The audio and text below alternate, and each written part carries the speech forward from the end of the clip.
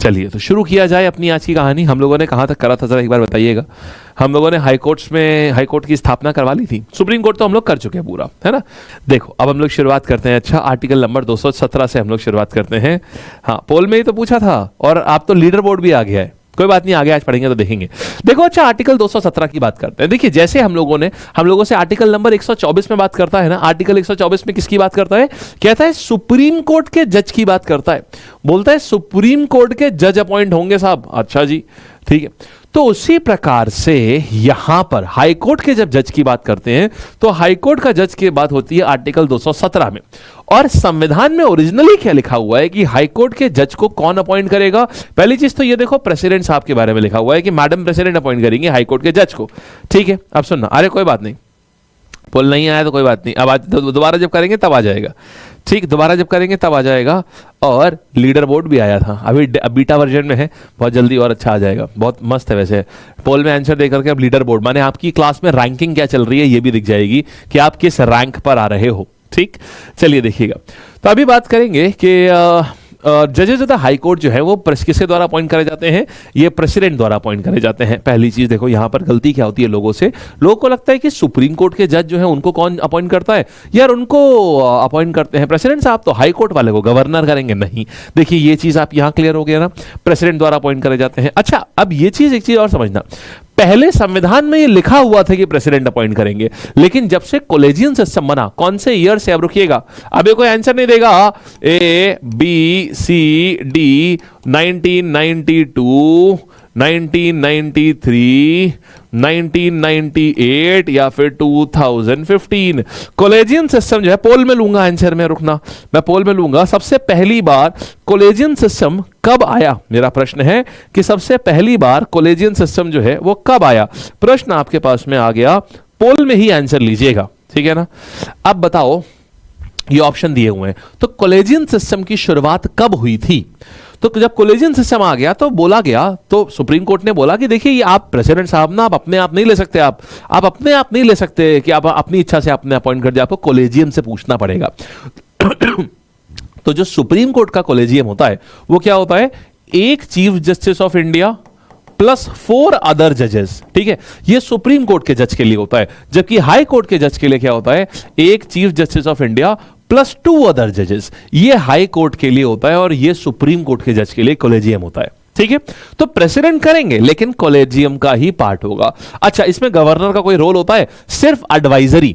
Governor साहब से एक बारी पूछा जाता है, रुको, लीडर बोर्ड में अब क्या हो गया, अभी हिमांशु के 2 सही हैं, प्रीतम का 1 सही है, डोनिशा का 1 सही है, चेतना का 1 सही है, कृति आपके 0 अभी हैं, लेकिन आप पोल में आ गई हैं कम से कम आप।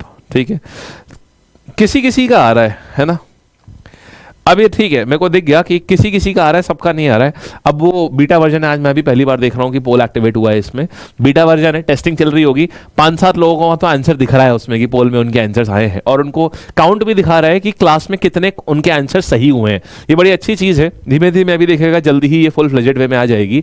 उसमें आपको ये दिखा देगा कि जैसे एक क्लास में मान लो हम 25 क्वेश्चन 30 क्वेश्चन कराए ना, तो आपको क्लास में मालूम रहेगा कि आपने कितने नंबर ऑफ क्वेश्चन आपने सही करे हुए हैं। ये सारी चीज़ें हो जाएगी।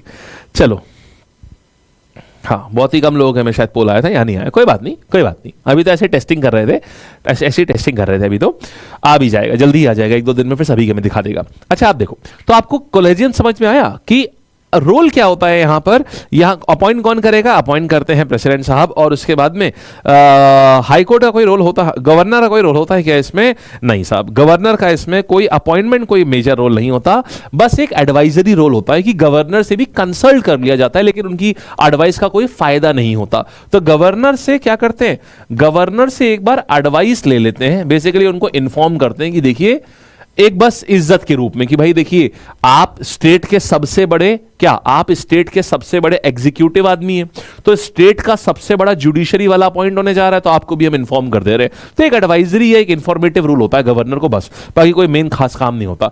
काम क्या होता है, अपॉइंट कौन करता है, प्रेसिडेंट ही, और किसकी बात मानते हैं वो, इनको बात माननी पड़ती है कॉलेजियम की, जो कि एक चीफ जस्टिस ऑफ इंडिया और 2 अदर जजेस। आप कहेंगे ऊपर वाला कॉलेजियम किसके लिए, ये सुप्रीम कोर्ट के लिए, कि एक चीफ जस्टिस ऑफ इंडिया और 4 अदर जजेस, ये सुप्रीम कोर्ट का कॉलेजियम है। ठीक है, अच्छा, अब देखो और आगे बढ़ते हैं, यहां तक की बात अपने को समझ में आई है। फिर देखेंगे हम लोग यहां पर क्या आता है। अब बात करेंगे, अगर रिमूवल की बात करेंगे तो रिमूव कौन कर सकता है। देखिए याद करिए सुप्रीम कोर्ट में रिमूवल कैसे था, याद करो, आप बताओ सुप्रीम कोर्ट में रिमूवल कैसे था। सुप्रीम कोर्ट में, हाँ जी एक सेकेंड रुकिएगा, देखो तो अगर सुप्रीम कोर्ट में रिक्रूटमेंट, अगर रिमूवल की बात करें तो सुप्रीम कोर्ट में रिमूवल कैसे होता था। सुप्रीम कोर्ट में रिमूवल करने के लिए आपको लोकसभा और राज्यसभा दोनों लोगों से अप्रूवल चाहिए होता था, है ना। बिल्कुल उसी तरीके से हाई कोर्ट में क्या होगा, क्या विधानसभा और विधान परिषद की रिक्वायरमेंट होगी, बिल्कुल नहीं।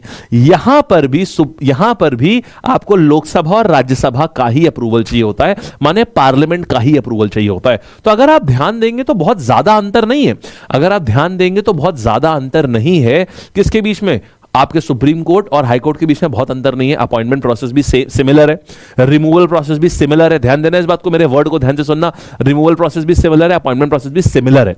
तो इसीलिए देखना कि हाई कोर्ट जज को जब आपको रिमूव करना होना तो कौन कर सकता है, प्रेसिडेंट कर सकता है, लेकिन ऐसे नहीं जब तक एक रेजोल्यूशन ना पास हो जाए, कहां से, जब तक पार्लियामेंट से ना पास हो जाए। बोलो ये बात समझ आ गई ना बढ़िया से, ठीक है। और क्या होता है इनका, कौन सा ग्राउंड होता है, जैसे प्रेसिडेंट का ग्राउंड होता है violation of the constitution, supreme court का ग्राउंड क्या होता है, मिसकंडक्ट और इनकैपेसिटी। उसी प्रकार से हाई कोर्ट का भी ग्राउंड अगर आप देखेंगे मिसकंडक्ट एंड इनकैपेसिटी या इनकॉम्पिटेंस। तो डिट्टो जो सुप्रीम कोर्ट का रिमूवल प्रोसेस है, डिट्टो यहीं पर भी, यहां पर इसका भी रिमूवल प्रोसेस बिल्कुल सेम है ना, ठीक।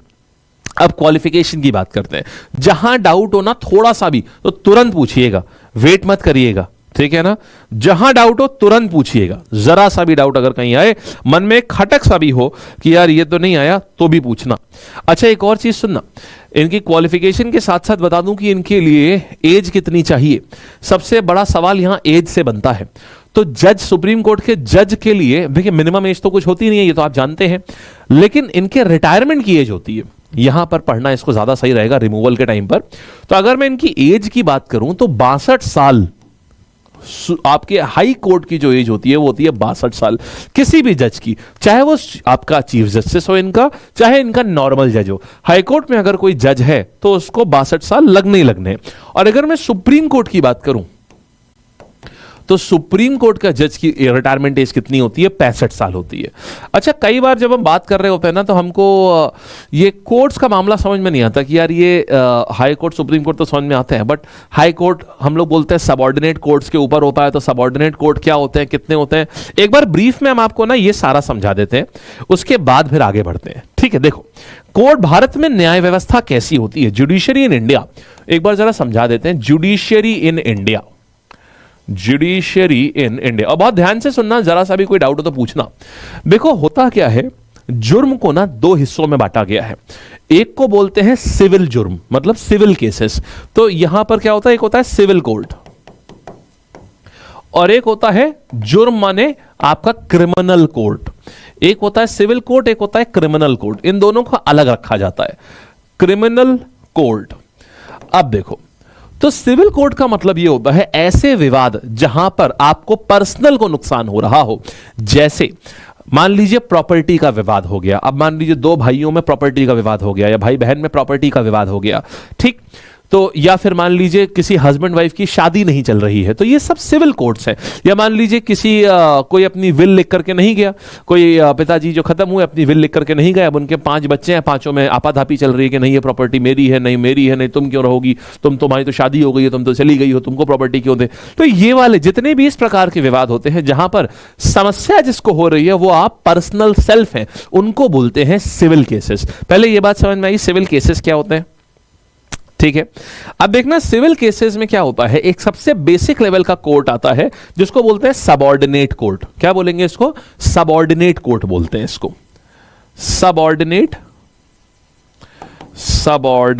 कोर्ट। तो ये जो सबऑर्डिनेट कोर्ट होता है ना, यहां पर छोटे छोटे विवाद जो होते हैं सिविल के, छोटे छोटे विवाद बहुत ज्यादा बड़े नहीं होते हैं, इनकी मॉनेटरी वैल्यू बहुत ज्यादा बड़ी नहीं होती है। नॉर्मली पैसे के विवाद जो होते हैं वो आते हैं सिविल में, जिसमें मान लीजिए कोई ऐसा है कि पता चला साहब क्या हुआ, वो उन्होंने 500 रुपए नहीं दिए, उन्होंने तो ये 1000 रुपए नहीं दिए उन्होंने, तो जाके केस फाइल कर दिया। तो ये बहुत छोटे छोटे विवाद है, तो ये छोटे विवाद आते हैं आपके सबऑर्डिनेट कोर्ट में। अच्छा, सबऑर्डिनेट कोर्ट के ऊपर क्या होता है? District court. अगर बड़े बड़े विवाद है पैसे के, बड़े बड़े विवाद अगर पैसे के होते हैं तो वो डिस्ट्रिक्ट कोर्ट में होते हैं।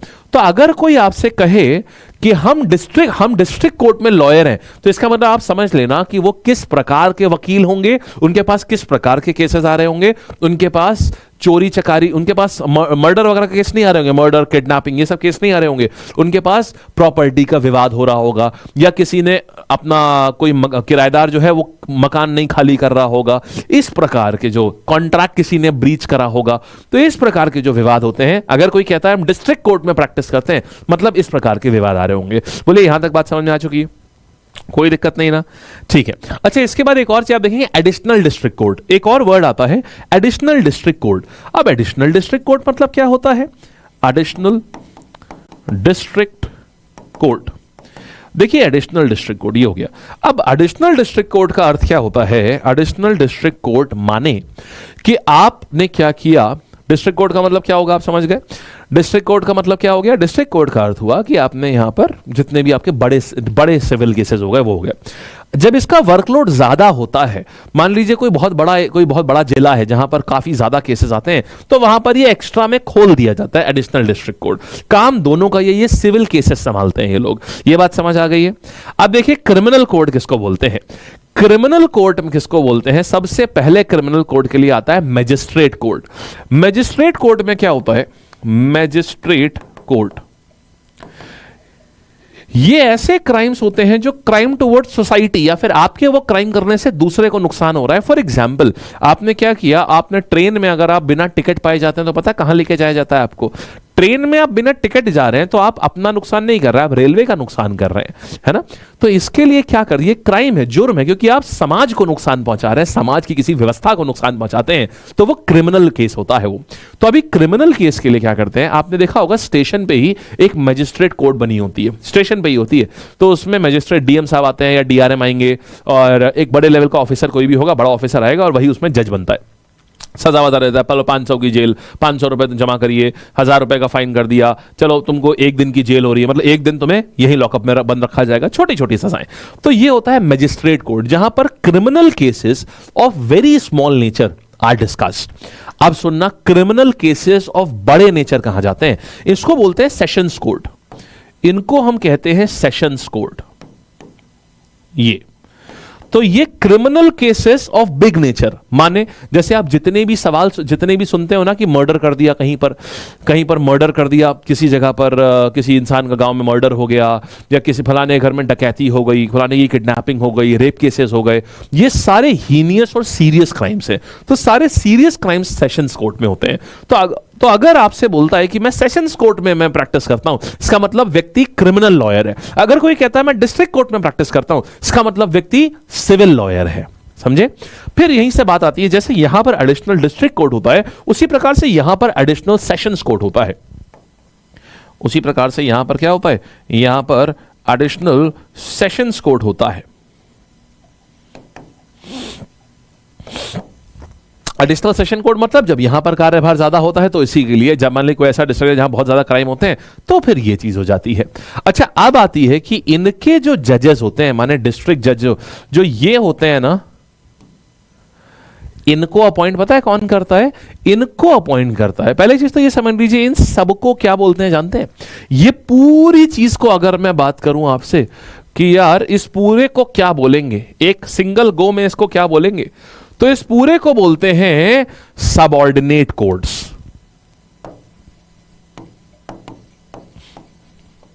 ये पूरा क्या बना? ये पूरा बना सबऑर्डिनेट कोर्ट्स। बोलो, आई बात समझ में? इस पूरे को कहा जाता है सबऑर्डिनेट कोर्ट्स। क्या यहां तक आपको सारी बात समझ में आ रही है? बहुत बढ़िया, वेरी गुड। क्लास कब स्टार्ट हुई? अपने समय पर। चलिए, तो यार ये हो गया क्या, ये हो गया आपका सबऑर्डिनेट कोर्ट्स आ गए। और सबऑर्डिनेट कोर्ट्स के ऊपर होता है हाई कोर्ट। तो जब मैं बोलता हूं सबऑर्डिनेट कोर्ट के ऊपर हाई कोर्ट है, तो अब हाई कोर्ट आप समझ लीजिए हाई कोर्ट का मतलब क्या हो गया, ये इन सारे कोर्ट के ऊपर होता है। अच्छा, इनमें जो जजेस होते हैं उनका जो अपॉइंटमेंट होता है वो chief justice of high court द्वारा किया जाता है। तो जितने भी ये डिस्ट्रिक्ट कोर्ट, सेशन कोर्ट, ये सब है, इनमें जो अपॉइंटमेंट होता है वो किसके द्वारा, वो chief justice of high court द्वारा किया जाता है। ऊपर वाले कोर्ट के जज हमेशा नीचे वाले का अपॉइंट करते हैं, ये ध्यान रखिएगा। इंटीग्रेटेड जुडिशरी सिस्टम में सुप्रीम कोर्ट के जज अपॉइंट करेंगे हाई कोर्ट के जजेस को, हाई कोर्ट के जज अपॉइंट करेंगे सबऑर्डिनेट कोर्ट के जजेस को। ये इंटीग्रेटेड जुडिशरी की खासियत होती है, ठीक है।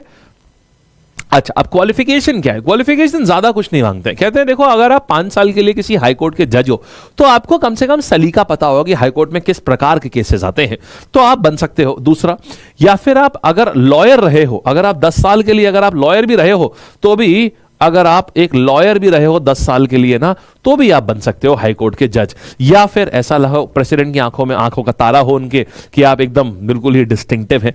Citizen of India, a person who has been advocate of a high court और 2 और मोर सच कोर्ट कॉन्टिन्यूसली, 10 साल के लिए या तो एडवोकेट ऑफ हाई कोर्ट रहा हो, या फिर continuously advocate of high court हो, या फिर मान लीजिए यहां पर जज रहा हो 5 साल के लिए अगर, तो भी हो जाता है। या फिर आपका किसी भी कोर्ट में फिर 10 साल के लिए रहा हो। यहां पर ना 5 साल और यहां के लिए 10 साल, ठीक। लॉयर रहे हैं तो 10 साल और जज रहे हैं तो 5 साल।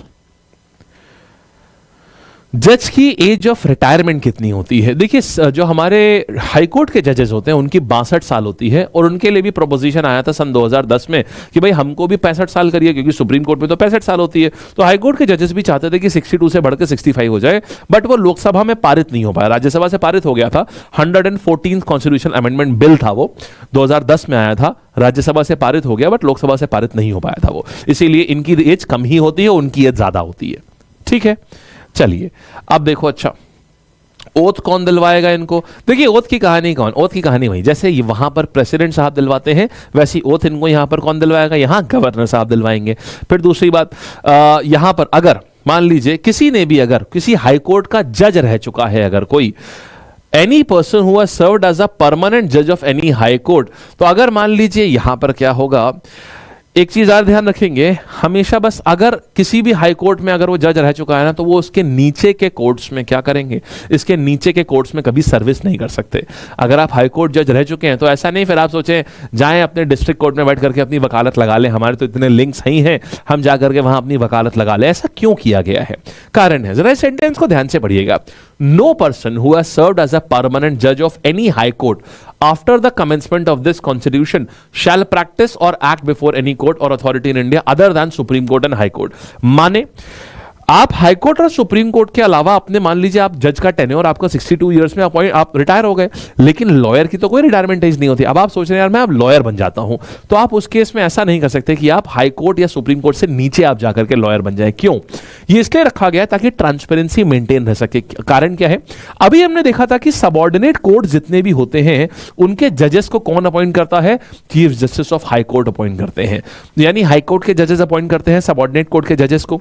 तो अब फिर वहां पर पार्शियलिटी ना हो जाए। पता चला कोई जज साहब थे पहले हाई कोर्ट में, वो रिटायर हुए, उन्होंने ही नीचे सबऑर्डिनेट कोर्ट में जहां उनके मैक्सिमम जजेस उन लोगों ने अपॉइंट करे हुए, वहीं पर जाकर के उन्होंने वकालत शुरू कर दी, वहीं पर उन्होंने अपनी लॉबिंग कर ली और हमेशा सारे केसेस जीत रहे हैं वो। समझ रहे हैं ना? क्योंकि करप्शन केसेस ऐसा नहीं है कि इन लोगों के पास में कम होते हैं, इनके पास भी खूब सारे करप्शन केसेस होते हैं। एक एग्जांपल देता हूं आपको, जस्टिस सौमित्र सेन। जस्टिस सौमित्र सेन को क्या किया गया, ये कैलकाटा हाईकोर्ट में जज थे ये। तो जस्टिस सौमित्र सेन को एक मूवी भी आ रही है, आपने देखा है? इसी चीज के ऊपर एक मूवी भी है। तो जस्टिस सौमित्र सेन को क्या किया गया, इन सुप्रीम कोर्ट ने इनको मीडिएटर बनाया कि देखिए साहब ऐसा है, स्टील अथॉरिटी ऑफ इंडिया में और स्टील अथॉरिटी ऑफ इंडिया और एक और कंपनी थी, उनके बीच में एक विवाद चल रहा था। तो सेल को 33 लाख रुपए जमा करने थे। 33 लाख रुपए सेल से आया तो, और उसमें क्या होता है कि सुप्रीम कोर्ट एक मीडिएटर बना देते हैं, बहुत रिस्पेक्टेबल आदमी जो घपला नहीं करेगा, क्योंकि उसकी अध्यक्षता में हो। तो सेल ने वो पैसा जमा तो करा दिया, लेकिन वो पैसा दूसरी पार्टी तक कभी पहुंचा ही नहीं। बात समझे जी? और वो कौन थे? ये chief justice of high court थे। तो इनके विरुद्ध लेकर के आया गया, वही कहानी, इंपीचमेंट लेकर के आया गया। अब इंपीचमेंट लेकर के तो आया गया, राज्यसभा में पास भी हो गया, लेकिन जब वो लोकसभा में जैसे ही वो आने जा रहा था, लोकसभा ने राज्यसभा में जब पास हो गया तो आपको पता है एक इन्वेस्टिगेटिंग कमेटी बनती है, इन्वेस्टिगेटिंग कमेटी भी बनी, लेकिन जब वो कमेटी ने जांच पाया और जांच में भी उन्होंने भी सही पाया, अब ये रिपोर्ट जा ही रही थी लोकसभा में, तब तक जस्टिस सौमित्र सेन ने रिजाइन कर दिया। तो बाय रूल ये बात कहती है कि अगर आप लोकसभा में किसी सिटिंग जज के अगेंस्ट, सिटिंग जज अगर हो तो आप उसी का ना इंपीचमेंट करेंगे, बट क्योंकि लोकसभा में जिस दिन 14 तारीख को लोकसभा में पहुंचा है वो 13 तारीख को इन्होंने रिजाइन कर दिया, तो लोकसभा में जब वो पहुंचा तो जस्टिस सौमित्र सेन तो जस्टिस थे ही नहीं, तो फिर इसीलिए लोकसभा में वो पारित नहीं हो पाया। समझ गए, वरना जाता तो पारित हो जाता। इन्होंने उन्होंने उस दिन के ठीक एक दिन पहले उन्होंने रिजाइन कर दिया, तो ये कारण हुआ। तो जस्टिस सौमित्र सेन, यानी कि जितने भी ये करप्शन चार्जेस होते हैं ये लोगों के ऊपर भी लगते हैं आराम से और प्रूव भी हो जाते हैं। फिर मैंने आपको ऑलरेडी इसके पहले भी एक स्टोरी बताई थी जस्टिस वी रामास्वामी की, जो हाई कोर्ट के जज हुए थे, बाद में सुप्रीम कोर्ट की बने थे। समझ आ गया ना? तो इसीलिए ताकि ये पूरा ट्रांसपेरेंट रहे। बेटा पानी देना प्लीज गर्म, हाँ बॉटल में ले आना। चलिए बात समझ में आई आपको? ओ नहीं, वीडियो नहीं पॉज, वीडियो एकदम मस्त चल रहा है, एकदम बढ़िया।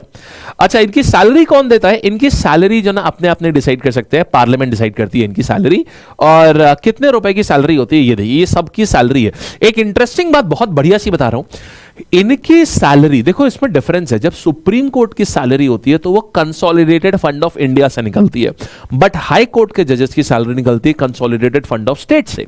यहां पर अगर आप देखेंगे तो ये कंसोलिडेटेड फंड ऑफ स्टेट है, तो हाई कोर्ट की सैलरी निकलेगी कंसोलिडेटेड फंड ऑफ स्टेट से, जबकि सुप्रीम कोर्ट की निकलेगी कंसोलिडेटेड फंड ऑफ इंडिया से। ये इतना अच्छा पॉइंट है, इससे इतने बढ़िया सवाल बन सकते हैं और लोग पक्का गलत करेंगे इसमें सवालों को।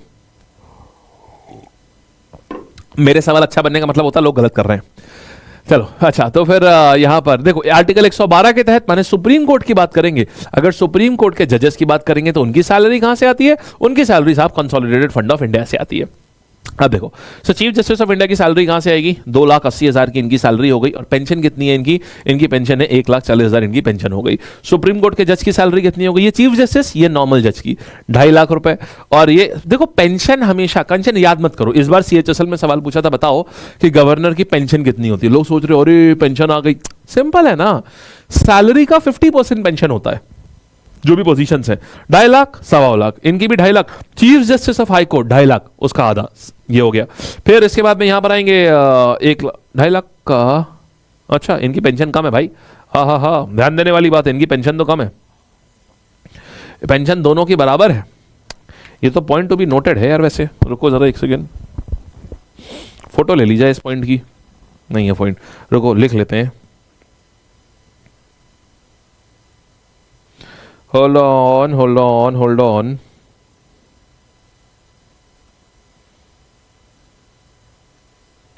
हमारे पास पेंशन ऑफ CJ, पेंशन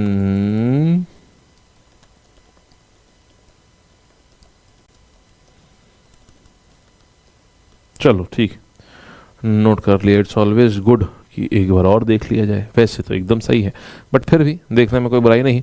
1,12,500 ही दोनों जजेस को बराबर है, क्योंकि पेंशन नॉर्मली 50% होती है, बट यहाँ 50% से भी यहाँ पर कम करी गई है। चलिए, तो हाईकोर्ट जजेस की 2,25,000 और पेंशन कितनी हो गई? इतनी हो गई इनकी पेंशन। ठीक है, खास बात ध्यान रखने वाली ये है कि इनका पैसा कहां से आता है? कंसोलिडेटेड फंड ऑफ स्टेट से आता है। अच्छा, अब आइए और क्या जाएगा कि ये तो चलिए ट्रांसफर आंसर की कोई अपने को खासा वो चीज़ नहीं है। बाकी सारी पावर जितने भी पास है ना, एक्टिंग चीफ जस्टिस, ये सब प्रेसिडेंट के पास में पावर है।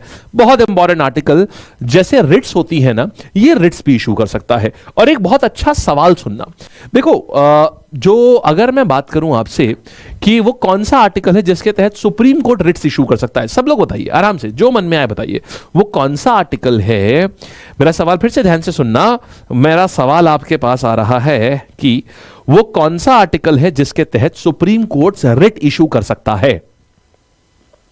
बोलो। बिल्कुल सही यार, आर्टिकल नंबर 32, बिल्कुल ठीक। चलो, तो आर्टिकल 32 के तहत यहां पर रिट इशू हो सकती है। इसी के साथ और ये रिट कब इशू हो सकती है? अगर फंडामेंटल राइट किसी का वायलेट हो रहा है तो। और दूसरा आता है आर्टिकल नंबर 226। अगर आर्टिकल 226 के तहत आपका हाई कोर्ट भी रिट इशू कर सकता है। आप अगर किसी केस में, अगर मान लो किसी कोई वायलेशन हो रहा है, तो आप सीधे हाई कोर्ट के पास भी जा सकते हैं, not just the supreme court only. And writ issue करने की, बहुत जान के आपको हैरानी होगी, ये बड़ा अच्छा पॉइंट है, रिट इशू करने के मामले में कौन ज्यादा पावरफुल होता है, सुप्रीम कोर्ट या हाई कोर्ट? अब सुनना। अगर मैं सुप्रीम कोर्ट की बात करता हूं तो मैं सिर्फ और सिर्फ एक ही प्रकार की रिट इशू कर सकता हूं, दैट इज सिर्फ एक ही केस में रिट इशू कर सकता हूं जिस केस में फंडामेंटल राइट्स का वायलेशन हुआ हो। तो जिस केस में फंडामेंटल राइट्स का वायलेशन हुआ है, जिस केस में फंडामेंटल राइट्स का वायलेशन हुआ है, सिर्फ उसी केस में सुप्रीम कोर्ट रिट इशू कर सकता है। लेकिन अगर मैं हाई कोर्ट की बात करूं तो हाई कोर्ट फंडामेंटल राइट्स में भी इशू कर सकता है, as well as statutory rights. Statutory माने अगर आपको लॉ के हिसाब से, अगर लॉ के हिसाब से आपको कोई हक मिला हुआ है, तो उसके उस केस में भी क्या है, जैसे मान लीजिए अभी कोई लॉ बनाया गया कि आधार एक्ट की बात करता हूं, आधार एक्ट में आपके मान लीजिए कोई आपके पास एक लॉ बना दिया गया कि भाई कोई भी व्यक्ति आपका डेटा ऐसे इस्तेमाल नहीं करेगा, कोई भी व्यक्ति बिना आपकी परमिशन के इस्तेमाल नहीं करेगा। और वहां पर क्या होता है कि आपकी सरकार ने, आपकी राज्य सरकार ने आपका डेटा निकाला और वो बजाज फाइनेंस वालों को ले दिया कि जाओ कॉल करो आराम से, वैसे भी वो लोग खूब कॉल करते रहते हैं। अब ऐसे केस में क्या हुआ, आपका फंडामेंटल राइट नहीं था, मान लो डेटा प्रोटेक्शन आपके फंडामेंटल राइट नहीं था, तो उस केस में क्या हुआ, स्टैट्यूटरी राइट तो था ना, लेकिन तो स्टैट्यूटरी राइट जो था वो तो वायलेट हो गया ना। यहां नहीं जा सकते हो, क्यों? क्योंकि ये सिर्फ फंडामेंटल राइट देखता है। तो लेकिन हाई कोर्ट जा सकते हो, क्योंकि high court fundamental right as well as statutory right. Statutory right का मतलब फिर से समझो क्या होता है। ऐसे देखो, फंडामेंटल राइट तो जो फंडामेंटल राइट लिखे हुए आर्टिकल 14 से लेकर के 35 में, 12 से लेकर 35 में, ठीक। स्टैट्यूटरी माने जो बाई लॉ, अगर कोई लॉ पास हुआ है तो उसके तहत जो राइट है उसको बोलते हैं स्टैट्यूटरी राइट। जो किसी लॉ के द्वारा आपको हक दिए गए हैं तो उनको कहते हैं स्टैट्यूटरी राइट्स। ठीक है, कोई डाउट तो नहीं है ना किसी को भी यहां तक? बढ़िया से, शाबाश, चलिए, वेरी गुड। अब देखो, अब क्या करेंगे यहां पर, तो हमारे पास उत्तर आ गया ना, आर्टिकल 226 क्या आ गया, ये हाई कोर्ट ज्यादा पावरफुल होता है क्योंकि फंडामेंटल राइट और स्टैट्यूटरी राइट दोनों ही ये कर सकता है। See, supreme court can issue writs only to protect the fundamental rights, the high court can also issue writs to enforce statutory rights apart from fundamental rights. तो high court is more powerful. ये सब चीजें ना, पता है exam में जब एकदम सामने आती है ना, कुछ समझ ही नहीं आता ये कैसे हो सकता है, बट यही चीजें होती है बिटवीन द लाइन्स पढ़ने वाली। जो सफर होता है ना 140 आने वाला और 160 जिनके नंबर आए हैं, जो कट ऑफ क्लियर करने वाला डिफरेंस होता है ना, वो यही होते हैं। ये छोटी छोटी चीजें होती हैं जिनसे कट ऑफ क्लियर करने वाले डिफरेंस क्रिएट होते हैं। बहुत अच्छा सवाल पूछा अंकिता ने। अंकिता, आपका क्वेश्चन बहुत अच्छा है। हाई कोर्ट के जजेस की जो सैलरी है वो आती है कंसोलिडेटेड फंड ऑफ स्टेट से, और हाई कोर्ट के जजेस की जो पेंशन है वो आती है कंसोलिडेटेड फंड ऑफ इंडिया से। बहुत अच्छा क्वेश्चन है ये, सुनना, ये आपके नोट्स में मेंशन है। हाई कोर्ट के सैलरी जो है, हाई कोर्ट के जजेस की सैलरी आती है कंसोलिडेटेड फंड ऑफ स्टेट से, और इनकी पेंशन आती है कंसोलिडेटेड फंड ऑफ इंडिया से। ये है। अच्छा, तो एक बार आर्टिकल्स का जरा हम गो थ्रू करेंगे। एक बार आर्टिकल 214 कि भाई क्या होगा, एक हाई कोर्ट होगा। आर्टिकल 215 क्या बोलता है कि हर हाई कोर्ट एक कोर्ट ऑफ रिकॉर्ड होगा। कोर्ट ऑफ रिकॉर्ड का मतलब आप बहुत अच्छे से जानते हैं क्या होता है ना, कंटेम्प्ट ऑफ कोर्ट भी हमने आपको समझाया था इसी में। आर्टिकल 216 क्या बोलता है कि भाई हर जगह पर एक चीफ जस्टिस होंगे और उनको अपॉइंट कौन करेगा, प्रेसिडेंट साहब अपॉइंट करेंगे। आर्टिकल 216 में अपॉइंटमेंट लिखा हुआ है।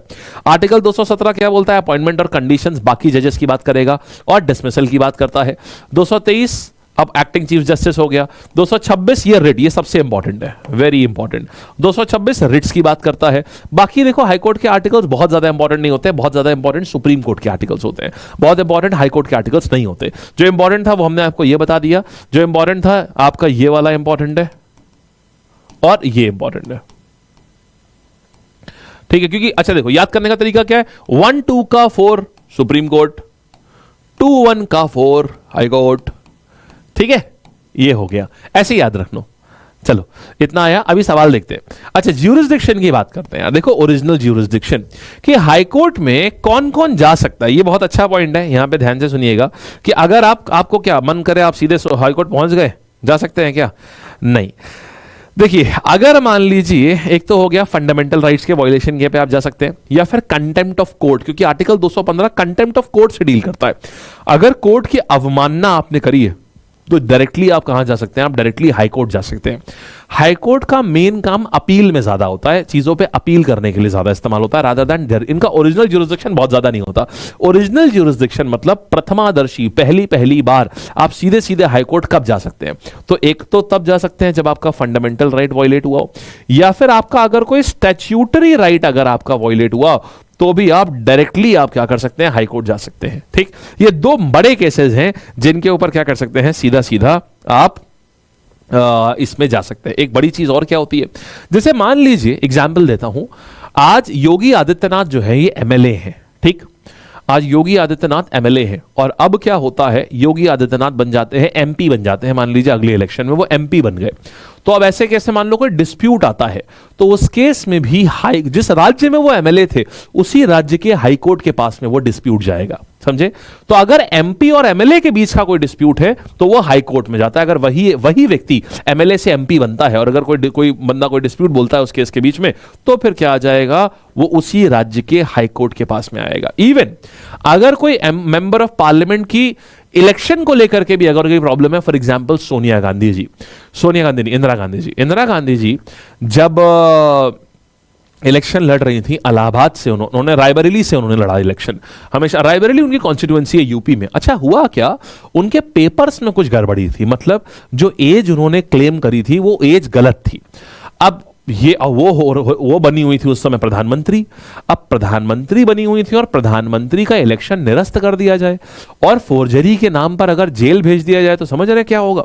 और ये केस ओरिजिनल ज्यूरिसडिक्शन, वो एक मेंबर ऑफ पार्लियामेंट हो गई, और मेंबर ऑफ पार्लियामेंट के अगर इलेक्शन प्रोसेस से जुड़ी हुई अगर कोई भी गड़बड़ होती है तो उसके लिए जिम्मेदार होता है कौन, वहां का हाई कोर्ट में सीधा जाएगा, वो वहां का ओरिजिनल ज्यूरिसडिक्शन होता है। तो इसीलिए यहां क्या हुआ, उनको इलाहाबाद हाई कोर्ट ने सजा सुना। उन्होंने बोला हां सोनिया गांधी दोषी हैं, और लेकिन हम सजा सुनाएंगे 1 हफ्ते बाद। उस 1 हफ्ते के अंदर उन्होंने इमरजेंसी इंपोज कर दी पूरे भारत में, और वो रूल ही बदल दिया कि कभी भी president, prime minister, governor, chief minister, इनके ऊपर कभी भी इनको सजा नहीं दी जा सकती है और इनकी गलती भी गलती नहीं मानी जाएगी। ये रूल लेकर के आ गई। तो ये क्यों हुआ था, क्योंकि वो एक मेंबर ऑफ पार्लियामेंट थी, और एज पर हाई कोर्ट के हिसाब से ओरिजिनल ज्यूरिसडिक्शन, अगर मेंबर ऑफ पार्लियामेंट के इलेक्शन प्रोसेस में कोई गलती है तो वो वहीं का, जहां उसकी कॉन्स्टिट्यूएंसी थी, वहां का हाई कोर्ट देखेगा। बोलिए, आप बढ़िया से बात समझ गए? बोलो, ठीक है, क्लियर? चलिए ठीक है,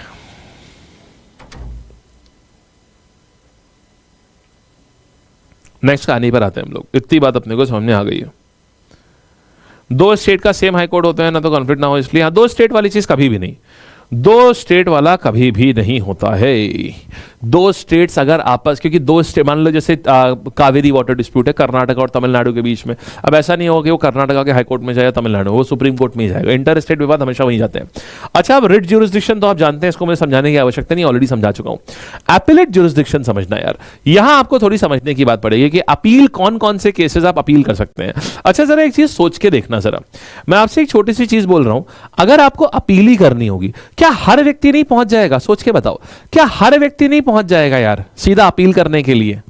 सोचो, हर व्यक्ति पहुंच जाएगा ना यार, कि भाई ऐसा है कि जिसका भी बात नहीं हो रही है हर कोई पहुंच गया, जिसको भी पता चला थोड़ी सी सजा हुई वो सीधे हाई कोर्ट पहुंच गया। ऐसे तो बहुत सारे केसेस हो जाएंगे फिर।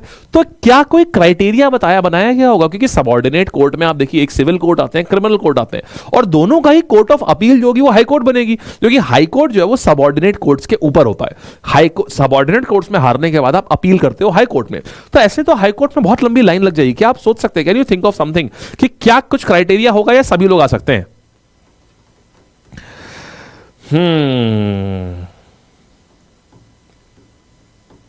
देखिए, अगर मान लीजिए सिर्फ और सिर्फ उस केस में आ सकते हैं, एक क्राइटेरिया रख दिया गया है कि अगर सबऑर्डिनेट केस में सबऑर्डिनेट कोर्ट्स ने अगर आपको 7 साल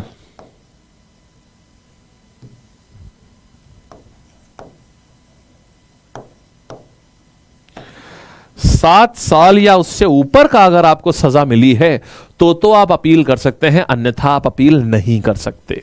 बात समझे? यानी अगर आपका ग्रेव क्राइम है, बड़ा क्राइम है आपका, या बड़ी आपने कोई बहुत बड़ा ब्रीच ऑफ कॉन्ट्रैक्ट किया हुआ है, अगर इस लेवल पे अगर आपको सजा मिली हुई है तब तो आप कर सकते हैं, नहीं तो आप नहीं कर सकते। बात समझ आई? क्या कहानी है इसकी? बढ़िया, बस ये चीज होती है। ठीक है। इमरजेंसी के बाद कोर्ट का पावर सेम रहता है। हाँ जी, कोर्ट की पावर सेम रहती है। गुड, सबऑर्डिनेट कोर्ट में फेल हुआ देन हाई कोर्ट? नहीं, सारे नहीं। एक मिनिमम लिमिट लगा दी कि भाई देखो 7 साल से ऊपर की अगर सजा मिली हो तभी आना हमारे पास में, नहीं तो हाई कोर्ट में आप अपील नहीं कर सकते। ये चीज शायद आपको नहीं पता होगी। अब पता चल गई ना, 7 साल से ऊपर होना चाहिए सजा, तभी हो सकती है। मतलब अगर आपको ऊपर जाना भी हो तो बोल के दो, जज साहब बड़ी सजा देना, या तो मत देना या बड़ी सजा देना, बीच है मत टरकाना, ताकि हम हाई कोर्ट में केस लेके जा सकें अपना, बीच है मत टरकाना। चलिए, तो ओरिजिनल ज्यूरिसडिक्शन हमने देख लिया क्या क्या है, ये सारी बात हम समझ चुके हैं। और इसके बाद रिट ज्यूरिसडिक्शन भी हम जानते हैं कितने प्रकार की रिट्स होती हैं, आर्टिकल 32 में सब पढ़ा चुके हैं। इसके बाद एपेलेट ज्यूरिसडिक्शन में क्या हो जाएगा, यहां पर आपको 7 साल का, या तो 7 साल से ऊपर सजा हो या डेथ सेंटेंस हुई हो, उस केस में करा जा सकता है। ठीक। और यहां पर सिविल कोर्ट में एक पर्टिकुलर अमाउंट सेट कर दिया जाता है कि भाई इसके ऊपर के अगर केसेस हैं, पता चला 5,000, 2,000, 2,500 के केसेस हाईकोर्ट चले आ रहे हैं, तो क्रिमिनल केस में 7 साल और सिविल केस में एक हाईकोर्ट एक अमाउंट सेट कर देता है कि भाई इससे ऊपर के जो केसेस हैं वो तो हमारे पास आए, नहीं तो फिर हमारे पास में फिर इससे ऊपर के केसेस, ये वाले केसेस ना आए। एक क्राइटेरिया सेट हो जाता है। ठीक, कर सकते हैं, बट डिपेंड करता है कि ये क्राइटेरिया क्या है। नॉर्मल प्रॉपर्टी वाले विवाद नहीं कर सकते आप वहां पर। बहुत बड़ी प्रॉपर्टी है, 300 करोड़ 500 करोड़ कर सकते हैं, वही बोल रहे एक अमाउंट सेट हो जाता है। चलो आगे आएंगे हाई कोर्ट। अच्छा देखो, बॉम्बे हाई कोर्ट कहां पर है। सो बॉम्बे हाई कोर्ट की बात करेंगे तो महाराष्ट्र, गोवा, दादर नागर हवेली, दमन एंड दीव, यहां बॉम्बे हाई कोर्ट, इन सब जगह देखिए हमने पढ़ा था ना, एक स्टेट और कई यूनियन टेरिटरी का हाई कोर्ट एक हो सकता है, एक राज्य और कई यूनियन टेरिटरी का हाई कोर्ट एक है। फिर कैलकाटा हाई कोर्ट क्या आ जाएगा, एक राज्य और यूनियन टेरिटरी, राज्य यूनियन टेरिटरी, राज्य यूनियन टेरिटरी, कई सारे राज्यों का एक हाई कोर्ट। तो गुवाहाटी हाई कोर्ट असम, इन सब का पूरा नॉर्थ ईस्ट का। केरला हाई कोर्ट केरला लक्षद्वीप का, मद्रास में, तमिलनाडु पुडुचेरी, कैलकाटा में, ये आ गया। केरला वाला कहां पर है, केरला वाला है कोची में, इसको कोची हाई कोर्ट बोलते हैं। केरला लक्षद्वीप दोनों कवर करता है। अच्छा, इंडिया में अगर बात करूं क्या महिला जजेस की, तो इंडिया की पहली महिला चीफ जस्टिस राज्य में के, देखो सुप्रीम कोर्ट में आज तक कभी कोई चीफ जस्टिस महिला नहीं बनी है। सुप्रीम कोर्ट में भी हैं महिला जज हैं, लेकिन उनका नाम है जस्टिस फातिमा बीवी, बट वो सुप्रीम कोर्ट की जज बनी है, ना कि वो सुप्रीम कोर्ट की जज बनी है, ना कि चीफ जस्टिस बनी है। जस्टिस लीला सेठ की बात करेंगे तो ये दिल्ली हाई कोर्ट में, दिल्ली हाई कोर्ट सबसे पुराना हाई कोर्ट इंडिया का, 1921 में बना था, तो सबसे पहली जज भी थी है दिल्ली हाई कोर्ट में, और इंडिया की पहली chief justice of high court भी थी जस्टिस लीला सेठ, ये है। ठीक है, तो she was the first women जज of the Delhi high court and she became the first women to become the chief justice of a state high court. State कौन सा है इसमें, स्टेट दिल्ली है इसमें जिसकी बात हो रही है।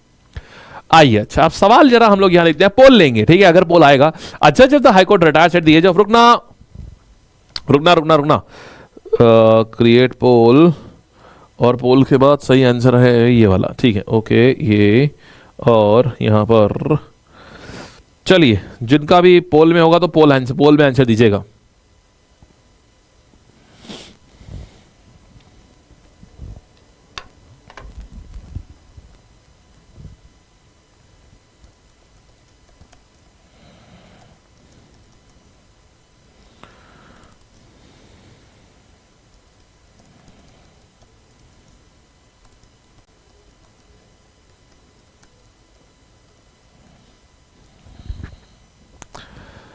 ओके जी, बहुत बढ़िया, शाबाश, आंसर समाप्त।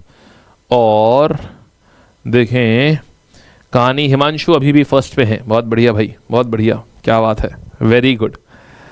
चलिए, आंसर मेरे पास क्या है, हो सकता है ऐसा तो नहीं लैपटॉप वालों के पास में पोल आ रहा है, लैपटॉप वालों के पास पोल आ रहा है, ऐप वालों के पास नहीं आ रहा है, कुछ ऐसा भी हो सकता है। आंसर क्या, 62 आपका आ जाएगा। देखिए CHSL में, अब देखो देखो अभी आपने हाई कोर्ट पढ़ा, अब देखो हाई कोर्ट से कैसे क्वेश्चंस आते हैं, एग्जामिनर क्या क्या चीजें पूछता है यहां से, ये समझते हैं। ठीक है, अब देखिए, who was the first female chief justice of A state high court in India, कौन थी पहली chief justice of the state high court in India. Answer मेरे पास में क्या आएगा,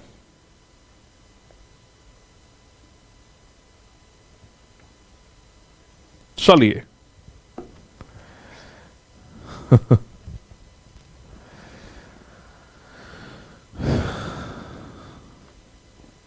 हाँ वो पोल अभी सबके पे नहीं आ रहा है, वो आ जाएगा।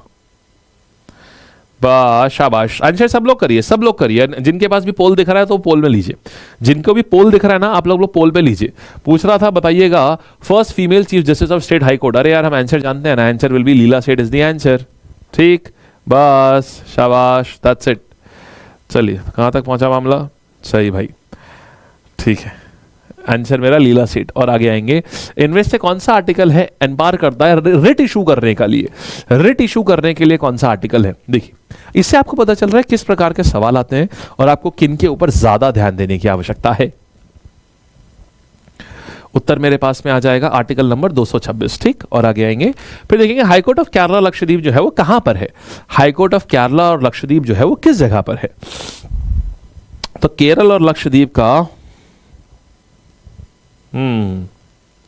अरे डेवलपमेंट चल रहा है भाई, अंडर पी बैकएंड में डेवलपमेंट चल रहा होगा, एक एक करके आएगा। अगर वहां आ गया तो ये भी सिल्वर लाइनिंग है कि वहां भी आ जाएगा।